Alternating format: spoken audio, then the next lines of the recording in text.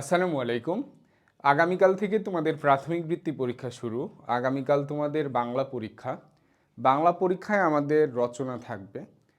তো রচনা নিয়ে কিছু সমস্যা হলো যে রচনা কয়টা থাকবে সেটা নির্দিষ্ট করে বলা নাই। একটা থাকবে না দুইটা থাকবে সেটা বলা নাই আমাদের। তারপরে রচনায় আরেকটা জিনিস যে সংকেত থাকতে পারে অথবা সংকেত নাও থাকতে পারে। সংকেত বলতে পয়েন্টগুলো থাকতেও পারে দেওয়া, নাও থাকতে পারে। না থাকলে আমাদের ইচ্ছা মতো লিখবো, আর যদি পয়েন্ট থাকে তাহলে সেই পয়েন্টগুলো লিখবো। লিখার পরে যদি আমাদের আরও কিছু পয়েন্টের আমাদের মনে থাকে বা আমরা যদি লিখতে পারি আমরা লিখব। কিন্তু যে পয়েন্টগুলো দেওয়া থাকবে সেগুলো অবশ্যই আমরা লিখব।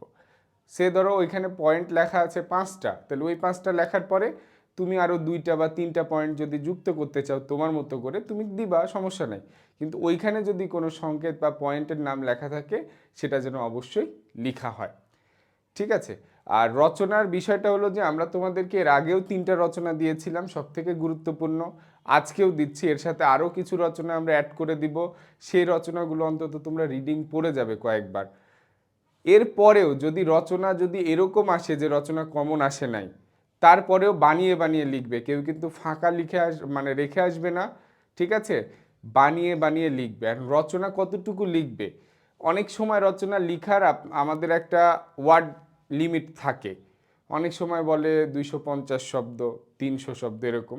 কিন্তু তোমাদের বলবে না বৃত্তি পরীক্ষায়, তাহলে রচনা তোমরা 3 পৃষ্ঠা 4 পৃষ্ঠা যে যতটুকু পারো লিখবা। ঠিক আছে, কেউ আরও বড় পারলে আরও বড় লিখবা, সমস্যা নেই।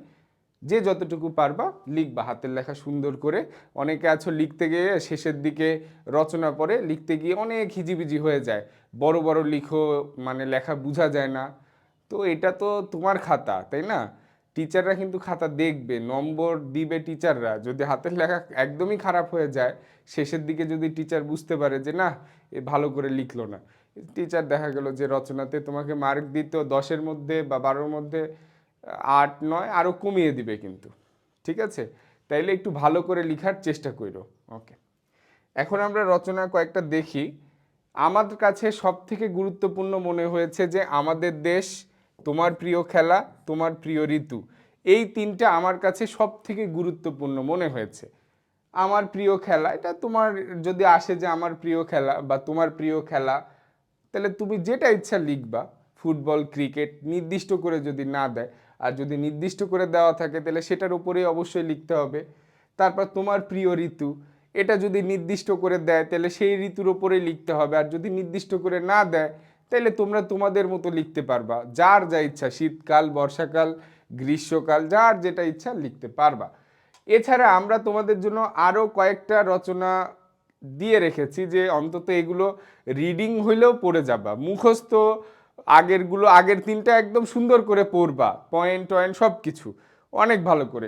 এই যে কয়েকটা আছে এই কয়েকটা দরকার হলে রিডিং পড়বা, 2বার 3বার রিডিং পড়বা।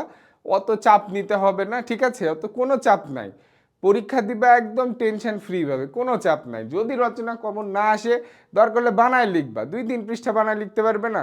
এই যে বৈশাখী মেলা, বৈশাখী মেলা, আজকে বৈশাখী মেলা হইলো। তোমরা জীবনে কতবার বৈশাখী মেলায় গেছো, বৈশাখী মেলায় কি কি হয় সেটা তো জানোই। তো রচনার একটা জিনিস কি, প্রথমে সূচনা লিখবে বা ভূমিকা লিখবে, শেষে উপসংহার লিখবে, এই দুটো তো লিখতে পারবা। ভিতরে কয়েকটা পয়েন্ট আকারে তুমি দিয়ে দিবা।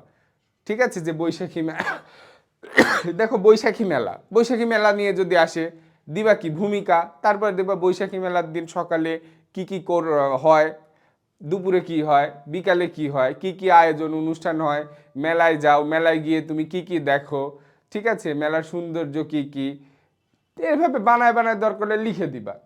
তারপরে দেখো এখানে তোমার প্রিয় মানুষ, মা অথবা শিক্ষক হতে পারে, কম্পিউটার, বাংলাদেশের মুক্তিযুদ্ধ, একজন বীরশ্রেষ্ঠ। এইগুলো তোমরা কয়েকবার করে রিডিং পড়বা, ইনশাআল্লাহ হয়তো এগুলোর মধ্যে থেকে আসবে, এর বাইরে আসবে না।